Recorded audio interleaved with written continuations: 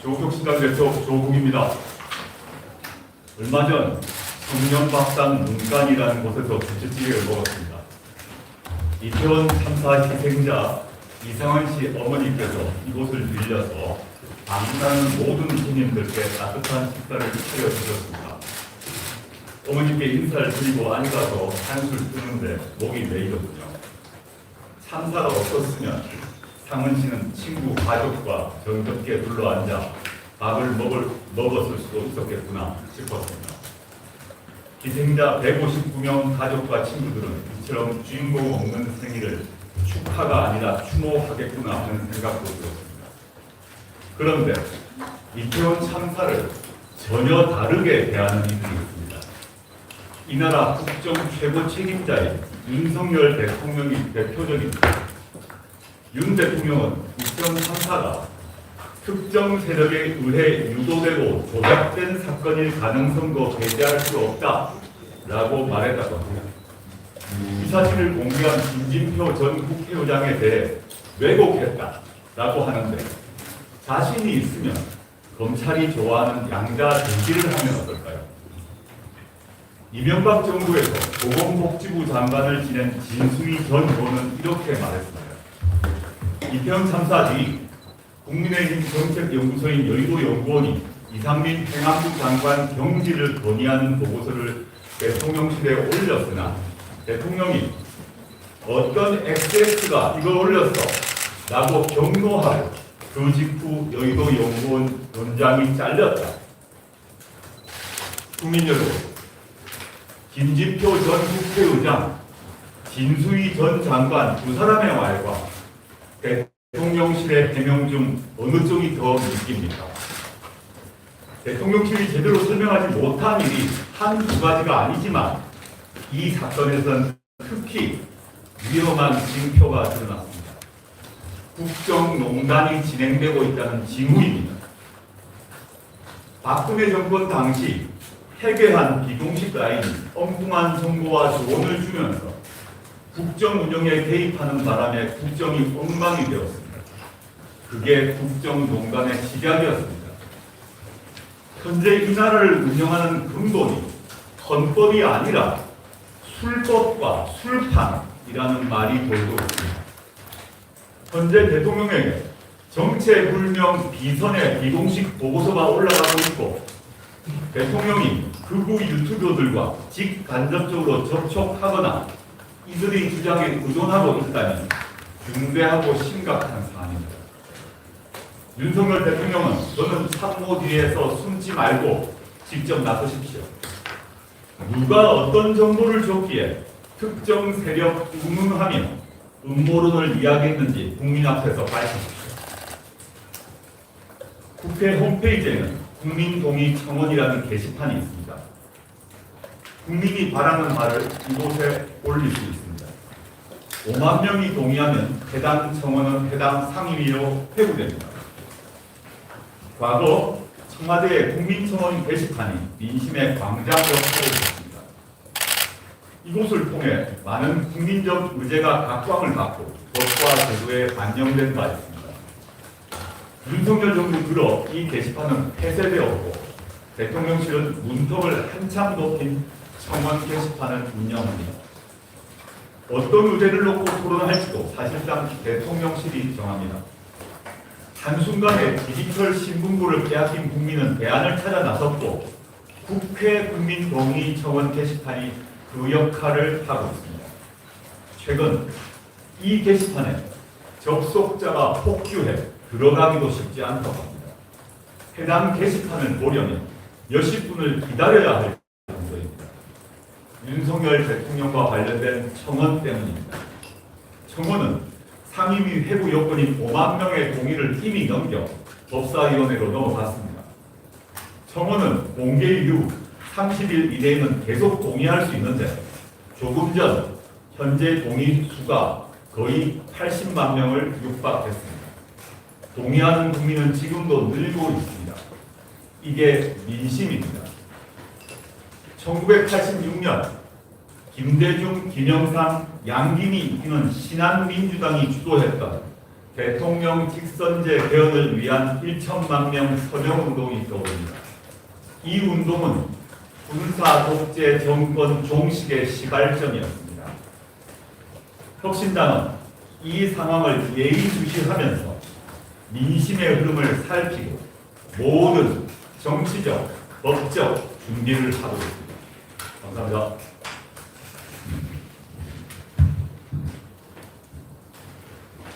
네, 홍문화 원내대표입니다. 대통령실에서 나온 이태원 참사 조작설로 큰 충격과 분노에 휩싸인 국민들은 탄핵 이외에는 아무런 희망이 없다는 대통령 탄핵 소추 즉각 발의 서명하기 위해 일상을 멈추고 서명 순서를 기다리고 있습니다. 대통령의 국정운영이 극우 후보 수준이라는 데 경악한 국민들의 슬픈 탄식 소리가 온 나라를 휘감아갑니다. 이태원 참사는 뜬금없는 대통령 발 마약과의 전쟁, 그리고 대통령실 용산 이전이 그 출발점이었습니다.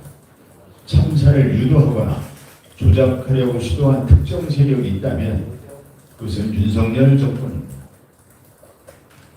특수부 검사로 살아온 검찰주의자들의 사건 덮어 씌우기, 그리고 일이 잘못됐을 때의 뻔뻔한 책임 회피를 윤 대통령은 대통령이 돼서도 버리지 못했습니다. 검찰주의자라면 조금도 뒤지지 않을 사람, 그리고 역시 이태원 참사 원인 제공에 기여한 또 한 사람, 바로 한동훈 전 비대위원장입니다. 최악의 검찰주의자 두 사람이 당대표 선거를 앞두고 서로가 서로를 경쟁적으로 버리고 있는 형국입니다. 김건희 특검법과 한동훈 특검법이 정부에 이송되면 윤 대통령은 선별해서 거부권 행사할 것이라는데 모든 정판 일치된 예측을 하고 있습니다. 윤 대통령과 한 전 위원장은 차제에 이태원 참사에 누가 더 책임이 큰 사람인지 경쟁적으로 진실을 밝히길 바랍니다. 2022년으로 거슬러 올라가 보겠습니다. 2022년 10월 13일 한동훈 당시 법무장관은 느닷없는 마약범죄와의 전쟁을 선포합니다. 10월 21일 경찰의 날에 이어서 10월 24일까지 윤 대통령은 마약과의 전쟁에서 반드시 승리해달라고 한 장관의 마약범죄와의 전쟁에 힘을 실어줬습니다. 마약 수사 현장에서는 뜨악한 일로 받아들여졌습니다. 당시의 마약범죄 양상은 일상적인 대응 체계만으로 충분히 통제 가능한 수준이었습니다. 그럼에도 기획자는 통제 노름으로 마약범죄 위험을 부풀리며 국민을 겁박했습니다. 여론 조작에 능한 특수부 검사 특유의 여론몰이가 본격적으로 진행될 즈음 이태원 참사가 발생했고 참사는 그들의 기획 의도를 무산시켰습니다. 마약과의 전쟁을 기획한 그 저희가 무엇이었는지는 아직은 밝혀지지 않고 있습니다. 다만 알만한 사람은 짐작하는 바가 있습니다. 검찰주의자인 윤, 한 두 사람에게는 국정운영의 무거운 책임보다는 검찰 직접 수사 축소로 신분이 불안해진 검찰 마약 측의 사기 관리가 더 중요했다는 점입니다. 수사 노름으로 고위층 연예인의 마약 사건을 터뜨리면서 정부 운영의 주도권을 쥐고 지지율 상승도 누렸을 법합니다. 윤 대통령이 뜬금없는 마약과의 전쟁을 선포한 지 불과 닷새 뒤인 10월 29일 이태원에서 시민 159명이 목숨을 잃었습니다. 당시 현장엔 마약 단속 경찰관은 배치되었지만 경찰 기동대는 한 명도 배치되지 않았습니다.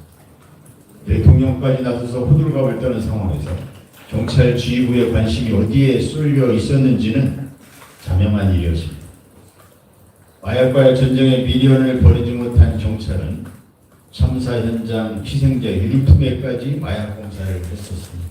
모두 음성이었습니다. 검찰은 희생자 가족들에게 희생자에 대한 마약 검사 동의를 요구했었습니다.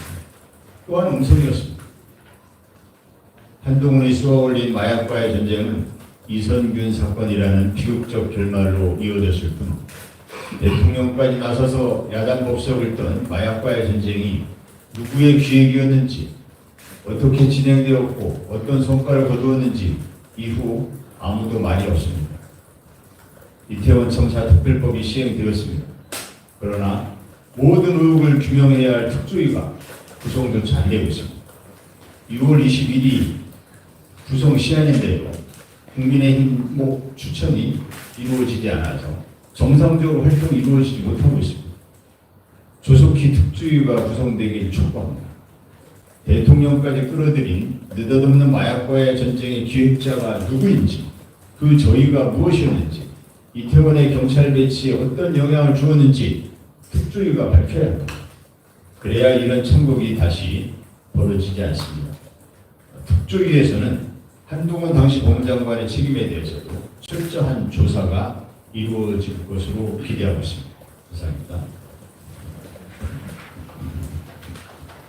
예, 정책위장 서강대입니다. 지난 27일 가습기 살균제 참사에 대한 국가배상 책임을 처음으로 인정한 판결이 대법원에서 확정되었습니다. 가습기 살균제 참사는 1994년부터 2011년 사이에 사망자 2,366명, 건강 피해자 95만 명, 노출자 894만 명이 발생한 것으로 추산되는 우리 사회에 큰 충격을 안겨줬던 사건입니다. 생활화학제품에 대한 공포증, 즉 케미포비아가 확산될 정도로 그동안 둔감했던 화학물질 위험성에 경종을 울렸던 사건이었습니다. 그런 참사를 방조하고 직무유기했던 국가의 책임이 2014년 소송 제기 이후 10년 만에 비로소 인정된 것입니다. 하지만 안타깝게도 가습기 살균제 참사는 끝난 것이 아니라 여전히 현재 진행형입니다. 긴 시간 흘러 우리 기억 속에서 조금씩 사라졌을지 모르지만 지금도 5,000명 이상의 피해자가 가족을 잃은 아픔과 병마의 고통 속에 삶을 이어가고 있습니다. 그런 의미에서 유해 화학물질의 위험에서 국민의 생명과 안전을 지켜야 할 책임이 명확히 국가에 있음을 인정한 이번 판결을 환영합니다. 하지만 한편으로는 씁쓸함도 감출 수 없습니다. 지난해 7월 윤석열 대통령이 킬러 규제라면 빠른 속도로 제거하라고 화학물질관리법, 즉 화관법과 화학물질의 등록 및 평가 등에 관한 법률, 즉 화평법을 지목한 뒤 빠른 속도로 법 개정이 이루어져 신고기준 완화와 정기검사 의무 면제, 그리고 취급 허가제를 일부 신고제로 완화하는 등 화학물질 관리 체계가 전반적으로 느슨해졌습니다. 그런데 화관법과 화평법은 다름 아닌 가습기 살균제 참사와 2012년 구미 불산사고 누출사고 등으로 화학물질 안전에 대한 국민 관심이 높아진 데 힘들고 2013년 제정된 법이었다는 점에서 국민 안전보다 기업 이익을 우선시하는 대통령의 무책임한 안전 불감증을 여실히 드러내는 사례입니다. 윤석열 정부 들어 대형 사망사고가 빈발할 뿐만 아니라 사고에 대한 정부 당국의 반성과 책임의식을 도무지 확인할 수 없는 이유가 어디서 시작되었는지 알만합니다.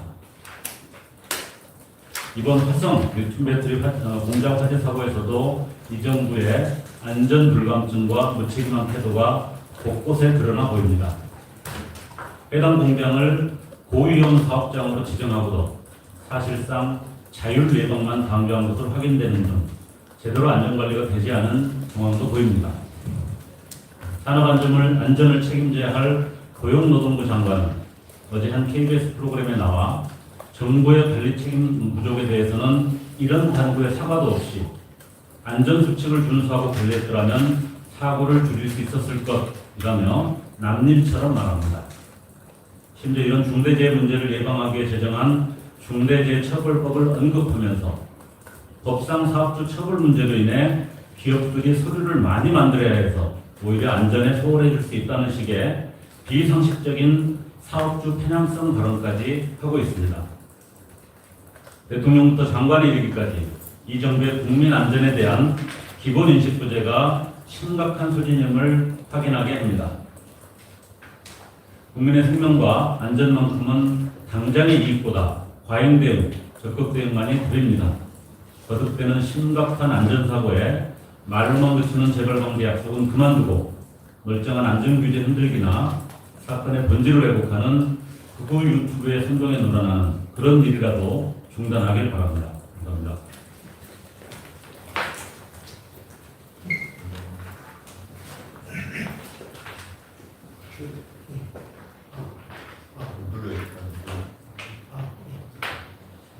이러다가 우리 다 죽습니다. 정부는 민생을 위해 추경하라. 국회 기획재정위원회위원 조국혁신당 차규건입니다. 지난주 금요일 기획재정부는 세수 부족으로 인한 조기 경보를 발령했습니다. 5월까지 국세 수입이 대규모 세수 부족 사태가 벌어진 지난해와 비교해 9조 원 넘게 모자랐기 때문입니다. 법인세가 심각합니다. 지난해 5월까지 43조 6천억 원이 거쳤습니다. 올해 5월까지는 28조 3천억입니다. 무려 15조 3천억 원이나 모자랍니다. 윤석열 정부의 대기업 부자 감세의 부작용이 드러나고 있습니다. 문제는 윤석열 정부의 태도입니다. 반복되는 세수 부족 상황에서도 추경 등 필요한 조치를 하지 않겠다고 버티고 있습니다. 지난해에도 정부는 지방교부세를 줄이고 외환 방파제인 외국환 평형기금을 돌려막기식으로 동원해 세수 펑크에 대응했습니다. 올해 상황은 더 악화했습니다.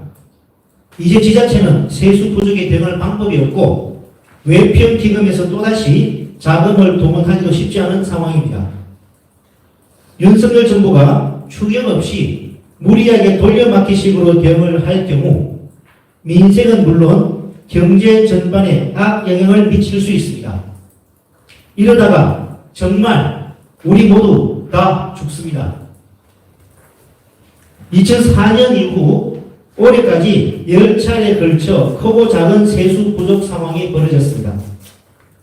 세수 부족 규모가 크지 않은 3개 연도와 돌려막기식으로 대응한 지난해를 제외하고 나머지 6차례는 모두 추경을 했습니다. 윤석열 대통령이 억지로 바이든을 난리면으로 바꿀 수 있을지 모르겠습니다만은 세수 결손은 추경을 하지 않고 눈 가리고 아웅하는 식으로 넘어갈 수 없습니다. 그 피해는 모두 국민들에게 직접적으로 돌아가기 때문입니다. 저와 조국혁신당은 윤석열 정부가 즉시 추경 편성에 들어갈 것을 강력히 촉구합니다. 어제 통계청 국가통계 포털에 따르면 올해 1월부터 5월까지 소매 판매 지수는 지난해 같은 기간보다 2.3% 줄었습니다. 15년 만에 가장 큰 폭의 감소입니다. 같은 기간 서비스업 생산 증가폭 2.1%도 저조합니다. 우리나라 내수가 어려움에 처해 있다는 뜻입니다. 지난달 27일 광주광역시 서구의 한 음식점에서 경영난을 호소하던 자영업자 부부가 극단적인 선택을 해 그중 남편이 숨진 불행한 사건이 있었습니다. 내수 부진으로 인한 국민의 어려움이 이 지경에 이르렀습니다. 대규모 세수 부족의 내수 부진, 지역 경기 침체가 심각한 지금이야말로 추경을 편성해야 합니다. 세입을 바로잡고 내수와 민생을 살리기 위한 예산 편성이 절실합니다. 윤석열 정부가 나 불러라 고집만 부린다면 삶이 벼랑 끝에 몰린 국민의 거센 저항에 직면하게 될 것입니다. 이상입니다. 네, 고맙습니다. 국민 청원을 80만 넘었다네. 네.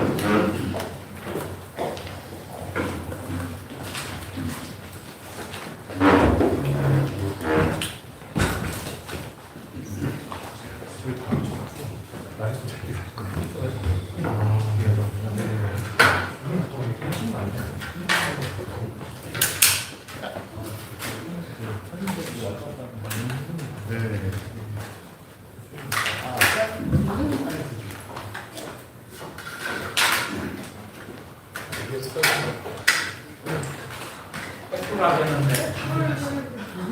다들 다. 그러게. 네. 정말 중요한 얘기만 따로 해야 돼. 1인 소비자는 네. 2인 이 부분만큼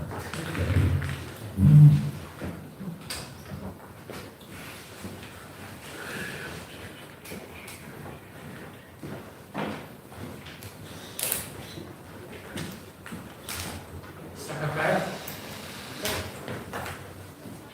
오늘이 몇 차죠? 16차? 예, 조국혁신당 16차 최고위원회 백브리핑 시작하겠습니다. 오늘 최고위원회에서는 몇 가지 결정이 있었는데요. 일단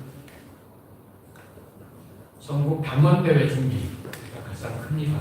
그래서 국가로 치면 헌법이라고 할 수 있는 당헌 개정안이 지금 검토 중에 있다가 올라와서 비공개 발언하시고 다시 내려와서 검토를 마무리할 겁니다. 전국 당원대회 관련해서 조국 대표는 7월 2일 내일 사퇴할 예정입니다. 그리고 전당대회가 끝나는 7월 20일까지는 조국 혁신당은 당대표 권한대행 체제로 바뀔 거고요.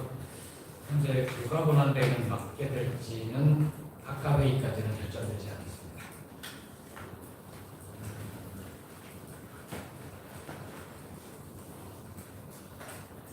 궁금하실 것 같아서 주말에 있었던 워크숍, 국회의원 워크숍 관련해서도 말씀드리겠습니다. 10월 국회 대응 전략에 대해서 주로 논의를 했습니다. 그 가운데 조국혁신당은 10월 2일 정치 분야 대정부로 질문을 배정을 받았고 김준형 의원께서 정치, 외교, 안보 관련해서 대정부 질문을 진행할 예정입니다. 또 7월 국회 관련해서 중요하게 논의한 건 한동훈 특검법입니다. 애초 조국혁신당이 12명 의원 전원 동의 발의를 했을 때만 해도 별도 국회 내에서 주목을 받지 못했고 심지어 더불어민주당에서도 우선순위에 미룬다면서 좀 중요하게 생각하지 않았으나 기류 변화가 감지가 됩니다. 두 원내대표 간에 처리 시점에 관한 논의까지 있었다는 보도도 있었습니다. 저희는 한동훈 특검법이 7월 국회 내에 통과되기를 희망합니다. 그리고 통과를 위해서 행동할 예정입니다. 민주당도 적극적으로 설득하겠습니다. 7월 10일 법사위에 상정될 예정이고요. 그 이후에 법안 소위로 갈지 아니면 본회의로 바로 직행을 할지 모르겠지만 어쨌든 7월 국회 중에 통과되기를 희망합니다. 조국 대표님 말씀하신 윤석열 대통령 탄핵 소추안 발의 국민청원 조만간 100만을 넘을 것으로 보입니다. 관련해서 기자님들의 질문이 있었는데요. 국회 법사위에는 이미 가 있는 상태고 청원 소위는 김용민 민주당 의원이 위원장을 맡고 계시다고 합니다. 그래서 이 청원 소위에서 어떻게 논의할지 여부는 좀 지켜볼 예정이고요. 대표님도 말씀하셨지만 아직 조국혁신당이 이 국민청원안에 대해서 어떤 입장인지 분명하게 정하지는 않았습니다. 어제 대변인 논평으로 냈던 내용은 조국혁신당은 민심을 따르겠다. 일단 국회 청원이 왔고 법사위로 회부된 만큼 탄핵 사유가 되는지 꼼꼼하게 정밀하게 검토하겠다는 입장까지 말씀드렸습니다. 예, 제 말씀은 여기까지 드리고 질문 있으면 답변 드리겠습니다. 아까 조국 대표님이 탄핵 청원에 대해서 네. 정치적 법적 준비가 되어 있다, 준비하고 있다. 준비하고 있다. 네, 네. 이 네. 말의 뜻이 구체적으로 무엇인지. 그 말씀 제가 방금 드린 건데요. 법사위로 회부가 됐고 청원 소위 여부는 아직 분명치 않지만 어쨌든 법사위에서 논의할 거 아닙니까? 그러면 법사위에 우리 박은정 위원, 이 위원으로 활동하고 계시니까 그 청원의 5가지 사유, 최해병 순직 문제를 포함하여 5가지 있지 않습니까? 그 5가지에 대해서 정교하게 꼼꼼하게 들여다보고 이게 탄핵 소추안을 발의를 청원에 따라서 발의를 할 만한 사안인지까지 정밀하게 검토하겠다는 거죠.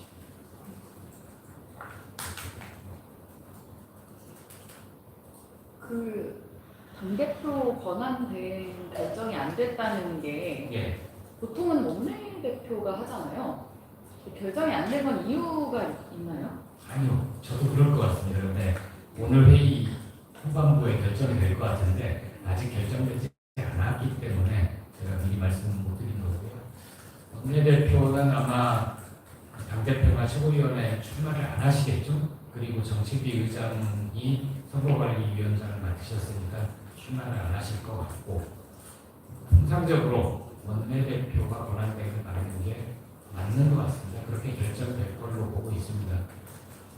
권한대행으로 하는 게 맞느냐, 직무대행이 맞느냐는 정도의 검토가 있었는데 권한대행이 맞겠다. 왜냐하면 20일 전당대회가 끝나기 전까지 대표 권한을 행사해야 될 일들이 있을 수 있지 않습니까?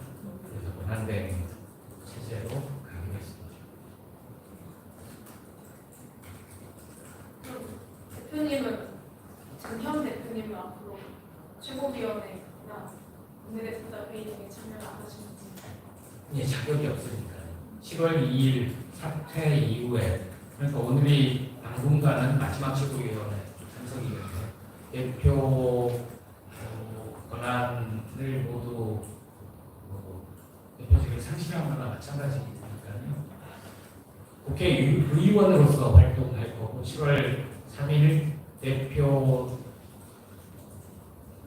출마 등록을 한 이후부터는 대표 후보자로서 활동하게 될 겁니다.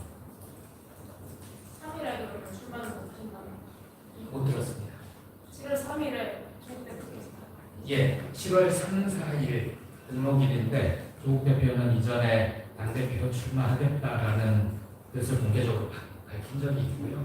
7월 3일에 아마 등록을 할 것 같습니다. 이거 대변인께 여쭤봐도 될지 모르겠지만 안 됩니다. 다른 최고위원들 좀 윤곽이 드러나는 이유지.